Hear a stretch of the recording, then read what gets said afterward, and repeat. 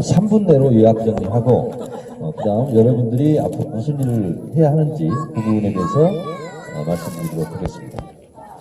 정권체를 해야 되는 이유는 수백 가지가 있습니다. 근데 제가 생각하는 세 가지 이유가 있습니다. 첫째는 대한민국은 법치국가이고 법의 으뜸은 헌법이고 헌법을 유린한 세력들을 몰아내고 헌법을 지키고자 하는 거기 때문에 정권을 교체해야 됩니다. 대한민국 헌법은 130개 조항으로 구성되어 있고 130개 조항 중에서 유일하게 권력이라는 단어가 딱 한 번 나옵니다. 대한민국 헌법 1조 2항 대한민국의 주권은 국민에게 있고 모든 권력은 국민으로부터 나온다. 이게 1조 2항의 권력이라는 말이 딱 한 번 나오고 대통령은 권력이 아니라 국민이 위임된 권력을 행사하는 권한을 가지고 있습니다. 근데 마치 이명박, 박근혜 두 대통령은 자신이 권한을 행사하는 것을 권력을 행사하는 것으로 착각했기 때문에 결국은 박근혜 전 대통령은 권력을 갖고 있는 국민에 의해서 탄핵이 된 것입니다.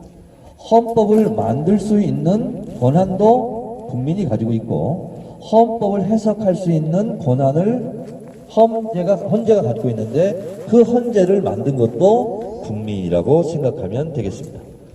따라서 대한민국 헌법 130개의 조항을 우리 스스로 지키고자 하는 노력이 촛불을 들었던 바로 그 이유다.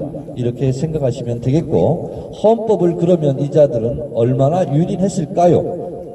대한민국 헌법 130개 조항을 압축 요약해 놓은 것이 헌법 전문인데 헌법 전문은 이렇게 시작합니다. 유구한 역사와 통해 빛나는 자랑스러운 대한국민은 3.1운동으로 건립된 대한민국 임시정부의 법 통과, 불의에 한가한 4.19 민주이념을 계승하고 조국의 평화적 통일을 위하여 민족이 대단결하며 모든 사회적 구습과 악습을 타파하고 세계평화와 인류 공행에 앞장설 것을 다짐하며 이 헌법을 개정한다라고 되어 있는데 첫 번째 헌법 정신 대한민국 임시정부의 법통을 부정한 세력들이 이명박근혜 정권입니다. 국정교과서를 만들려고 했던 것이 바로 대한민국 임시정부의 법통을 부정하고 1948년 8월 15일은 대한민국 정부 수립임에도 불구하고 대한민국 건국으로 만들고자 했던 것이 바로 국정교과서 사건이었습니다.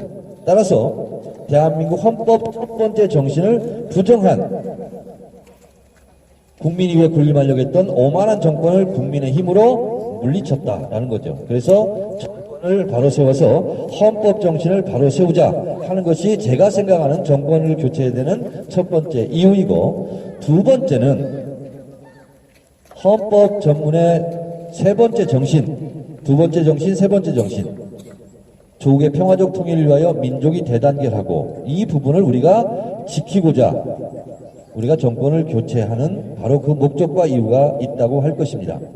간단하게 말씀드리면 남북 관계는 북한이 좋아서도 아니고 북한이 이뻐서도 아닙니다. 북한하고 잘 지내야 우리가 피해를 덜 보기 때문에 그렇습니다.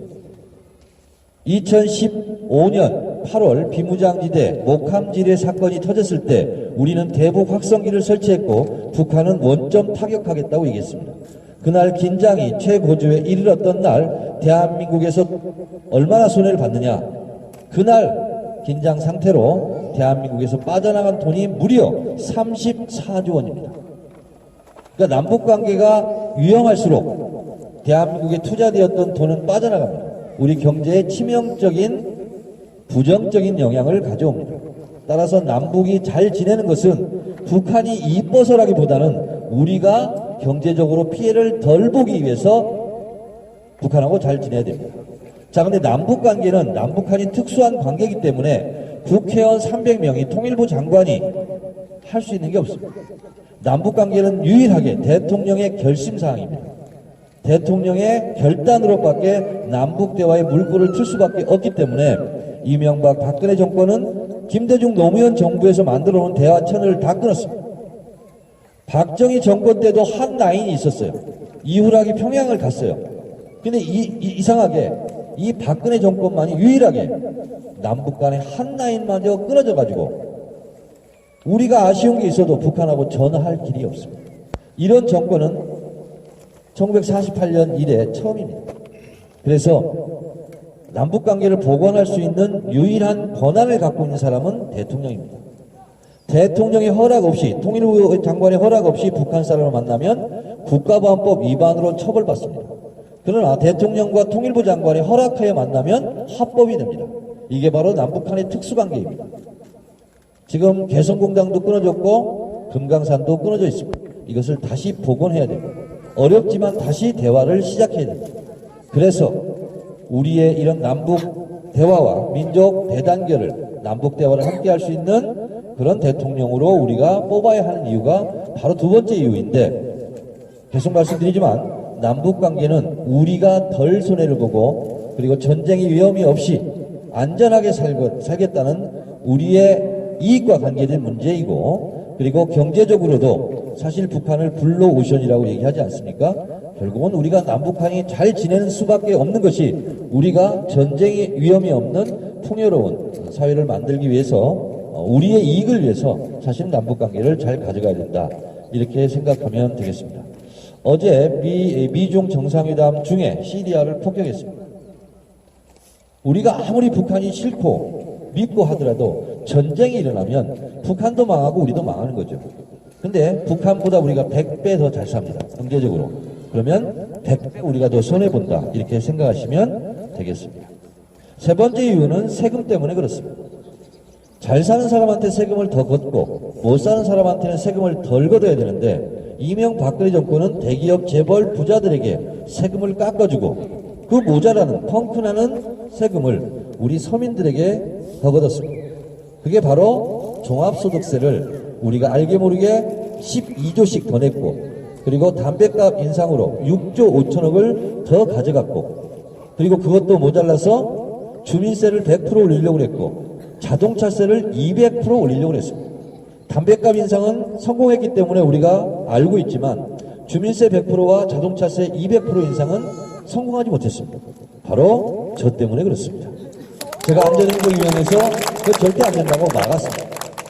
그게 제가 막지 않고 그냥 올라갔으면 주민세는 10,000원에서 20,000원을 내야 했고, 자동차세는 지금 여러분들이 30만원 정도 내는 것을 90만원 내야 했습니다. 엄청난 세금을 뜯어가려고 했습니다. 근데 그것이 국회 안전행정위원회 지방세법, 자동차세법 개정안 사항이었습니다. 그래서 제가 야당 간사를 하면서 그것을 의제로 올리지 않았습니다. 그래서 그거는 논의 테이블에 올라가지 못하고 그냥 재선에서 저지시켰습니다. 좋은 정부는 수입이 많은 사람에게 세금을 더 걷고 수입이 적은 사람에게는 세금을 덜 걷어서 예산은 거꾸로 써야 됩니다. 돈 많은 사람들에게는 복지 예산을 좀 덜 쓰고, 돈을 못 벌어서 세금을 덜 냈지만 그 사람들에게는 복지 예산을 많이 쓰는 정부가 좋은 정부인데, 이명박근혜 정권은 그것을 거꾸로 한 나쁜 정부라고 할 수 있습니다. 그래서 세 가지 이유로 정권을 교체해야 된다. 그리고 진정한 정권 교체와 새로운 민주정부를 수립해야 된다라는 것이죠. 민주정부를 수립하면 무엇부터 해야 되느냐? 세월호 특별검사 도입해야 됩니다. 그냥 있으면 안 됩니다. 기소권, 수사권이 없었기 때문에 지금까지 지지부진했었고, 세월호에 대한 진상이 지금 올라오지 않고 있습니다. 배는 올라왔지만 진실은 아직도 가라앉아 있어요. 그래서 세월호 진상조사에 대한 특별검사제를 도입하자고 우리가 요구해야 됩니다. 그리고 국정교과서는 말끔하게 없애버려야 됩니다. 그리고 재벌들에게 법인세 3% 인하해줬던 거 다시 정상화시켜서 25%로 정상화시켜야 됩니다. 그리고 재벌들에 대한 비과세 감면 혜택도 줄여나가야 됩니다. 여러분, 우리는 종합소득세 1억 이상 수입이 있는 사람들에게는 38%를 걷습니다. 근데 실제로 재벌들에게 대한 세금은 12%밖에 못 걷고 있습니다. 이거를 좀 더 높여놔야 됩니다. 여러분들 사내 유보금 잘 알고 계시죠? 원래는 일자리 창출하라고 세금을 깎아줬습니다. 법인세를 인하해줬습니다. 지금 돈을 안 쓰고 재벌들이 쌓아놓은 돈이 750조입니다. 그 돈의 절반, 300조 정도는 법인세를 인하해줬기 때문에 그 돈이 쌓여져 있다라고 생각하시면 되겠습니다. 자, 그러면 일자리를 만들기 위해서 공장을 지으라고 세금을 깎아줬는데 공장을 짓지 않고 일자리를 만들지 않았어요. 그럼 다시 원위치 시켜야 됩니다.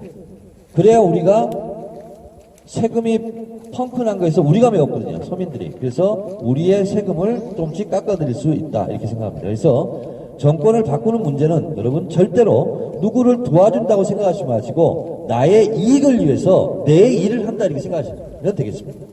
여러분, 문재인 도와준다고 생각하지 마십시오.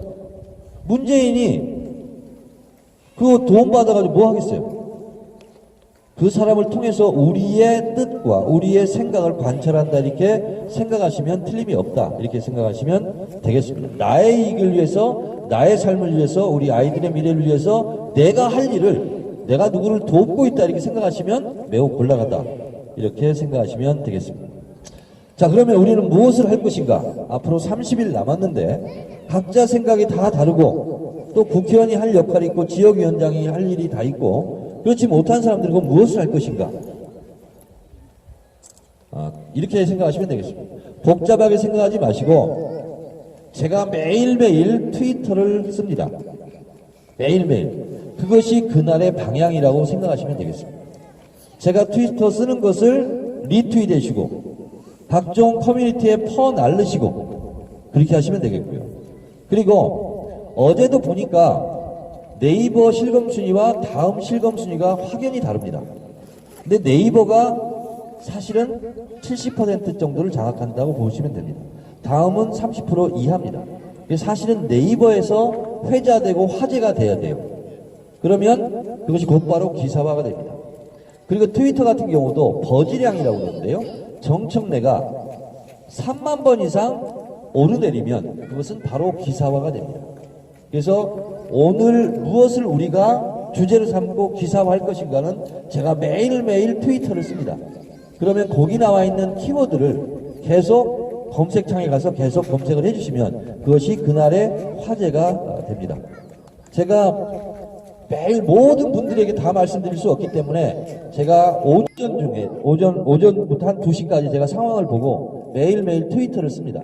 그것이 그냥 오늘의 방향이다, 이렇게 생각해 주시면 되겠고, 그리고 이것을 무슨 캠프에서 숨어서 막 하잖아요. 그러면 그것이 선거법 위반 소지가 있어요. 그래서 자발적인 SNS 활동가들이 그걸 해야 됩니다. 그래서 복잡하게 생각하지 마시고 여론조사 나오는 거 신경 쓰지 마세요. 여론조사는 어떻게 봐야 될 것인가? 그거는 다음 주 판도라를 참고해 주시면 되겠습니다. 여론조사의 비밀, 그거를 가지고 제가 판도라의 상자를 열 생각입니다. 그러니까 쉽게 말씀드리면 지금 나오는 여론조사는 안철수 띄우기에 의해서 지금 착시 현상을 불러일으키는 거기 때문에 그것은 그다지 신경 쓰지 않아도 되고, 투표는 투표할 사람들의 여론이 중요합니다. 여전히 20% 차이를 보이고 있습니다. 적극 투표층. 그래서 그런데 일희일비 할 시간이 있으면 어디 가서 댓글 하나 더 쓰고 어디 가서 좋아요 하나 더 누르고 그런 거 하셔라, 이렇게 되시고요. 그리고 제 트윗과 페이스북 그리고 우리 청래당 카페 자유 게시판에 종종 제가 좀 긴 글이지만 그런 것을 올리면 이거는 나에게 임무를 이렇게 주는구나 생각하시고 그대로 해 주시면 되겠다, 이런 말씀을 드립니다. 오바마 대통령이 2번 대통령이 당선됐는데 오바마 대통령은 SNS 때문에 대통령이 됐습니다. 오바마가 가장 SNS 전략을 잘 구사한 사람입니다. 그래서 오바마를 페이스북 대통령이라고 얘기합니다. 오바마 페이스북 친구가 5천만 명입니다. 오바마는 미국의 주요 정책을 자신의 페이스북에 20분 먼저 띄우곤 했습니다. 페이스북을 와달라고. 그래서 오바마 페이스북에 저도 거의 매일 가봅니다. 그러면 실제로 페이스북에 모든 게 다 나와 있어요. 오바마의 마음을 다 거의 다 표현하고 있습니다. 오바마도 그렇게 페이스북을 직접 하는데 여러분들도 저도 그렇게 하니까 대통령도 되고 했으니까 우리가 SNS 활동을 열심히 하는 것, 그렇게 해주시면 되겠고요. 그리고 적절한 시기가 되면 청래당에 오늘의 할 일, 일주일 동안 할 일, 이런 것을 제가 게시판에 올리도록 하겠습니다. 그래서 예를 들면 우리가 지지하는 후보가 언제 어디 유세 일정이 나오면 한번 나가서 박수 한번 쳐주는 것, 그것이 큰일 하는 겁니다. 다른 게 아니에요. 아까 노무현 대통령 저 기념관에서 이재정 전 통일부 장관이 무슨 얘기했습니까? 감동으로 감동받은 사람들이라는 표현을 했습니다. 2002년 노사모 때 여러분 놀라지 마십시오. 광주 경선 이길 때 그때 실제로 오프라인에 나와서 열렬히 노무현을 연호하고 환호했던 사람은 1000명이 안 됩니다. 1000명 이하의 사람이 노무현의 기적을 만들었습니다. 그 사람들이 자기 차 타고 다 가서 광주 가가지고 대의원들한테 무릎 꿇고 편지 쓰고 노무현 찍어달라고. 1000명 이하입니다. 오프라인에 나왔던 사람들. 그러니까 1000명만 결심하면 대한민국을 뒤집을 수 있어요. 우리 청래당은 지금 8000명입니다. 이 8000명이 뭐든지 다 할 수 있어요. 일사불란하게 움직이기만 하면. 그래서 앞으로 게시판도 들어오시고 지금 가장 활성화된 게시판이 청래당 게시판인데 거기에 제가 이제 글을 쓰면 그것이 가장 따끈따끈하고 가장 정확하고 가장 올바른 방향이라고 생각하시면 되겠습니다. 그리고 가끔 가다가 우리가 필요할 때 댓글로 전쟁을 붙을 때가 있어요. 그런 경우는 링크를 걸어놓으면 제가 걸 수도 있고 우리 카페지기가 걸 수도 있고 그러면 즉시 가서 댓글 한번 써주고 오는 것. 그것이 우리가 역사의 벽돌 한 장을 쌓는다. 이렇게 생각하시면 되겠습니다. 그러니까 노무현 대통령이 세계 최초의 인터넷 대통령이라고 제가 불후의 명저 국회의원 사용법에 써놨습니다. 영국 가디언지가 실제로 그렇게 평가를 했습니다. 자, 이번에 우리가 만드는 대통령은 대한민국 최초의 SNS 대통령이 될 것입니다. 그리고 여러분들께서는 SNS 활동가로 왕성한 활동을 해주시면 정권 교체하는데 나도 일익을 담당했다라고 생각할 수 있을 것입니다.